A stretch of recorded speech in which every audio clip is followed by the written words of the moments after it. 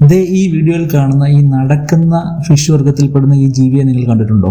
കടൽ റോബിൻസ് എന്നറിയപ്പെടുന്ന ഒരു അസാധാരണമായിട്ടുള്ള ഒരു ജീവിയാണിത്. ഇതിന്റെ ശാസ്ത്രീയ നാമം എന്ന് പറയുന്നത് റയോനെറ്റസ് കാർലനൈസ് എന്ന് പറയുന്ന ഒരു ജീവിയാണിത്.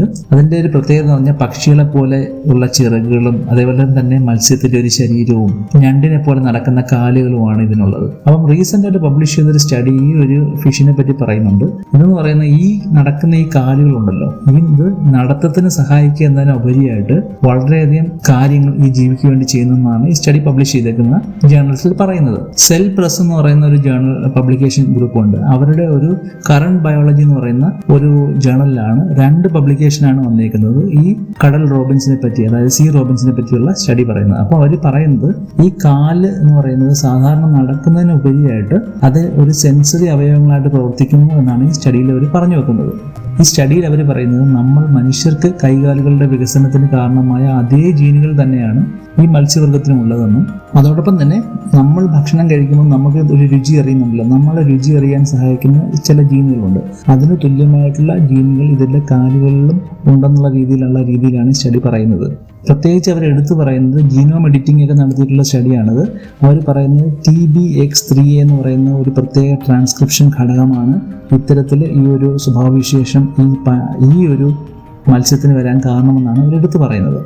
അപ്പോൾ ഈ സ്റ്റഡിക്ക് വേണ്ടി ഞാൻ ഈ പറഞ്ഞ ഈ ഒരു കടൽ, അതായത് സീ റോബിൻ അല്ലെങ്കിൽ കടൽ റോബിൻസ് എന്ന് പറയുന്ന ഈ ജീവിയിലെ ചില ജീൻ എഡിറ്റിംഗ് ആണ് അവർ ചെയ്തത്. ക്യാപ്സ് പറയുന്ന ഒരു ജീൻ എഡിറ്റിംഗ് ടൂളൊക്കെ ഉപയോഗിച്ചിട്ടാണ് അവർ സ്റ്റഡി നടത്തിയത്. അത്തരത്തിൽ അവർ ഞാൻ നേരത്തെ പറഞ്ഞ TBX3 എന്ന് പറയുന്ന ആ ഒരു ഘടകം ഉണ്ടല്ലോ, ജീനുള്ള ഘടകം, അതിലൊരു ചെറിയ ജീൻ എഡിറ്റിംഗ് ഒക്കെ നടത്തിയപ്പോൾ പല മത്സ്യത്തിനും അത് ഇത്തരത്തിൽ ഈ ഭക്ഷണം കണ്ടെത്താനുള്ള കഴിവ് നഷ്ടപ്പെടുകയും അത്തരത്തിൽ നിന്നാണ് അവരിത് മനസ്സിലാക്കിയത്. ഈ ഒരു TBX3 എന്ന് പറയുന്ന ആ ഒരു ഘടകത്തിനുണ്ടായ മ്യൂട്ടേഷനാണ് ഇത്തരത്തിൽ അവരുടെ സെൻസറി പവറുള്ള കാലുകളായിട്ട് ഇത് മാറാൻ കാരണമായതെന്നാണ് റിസർച്ചേഴ്സ് പറയുന്നത്.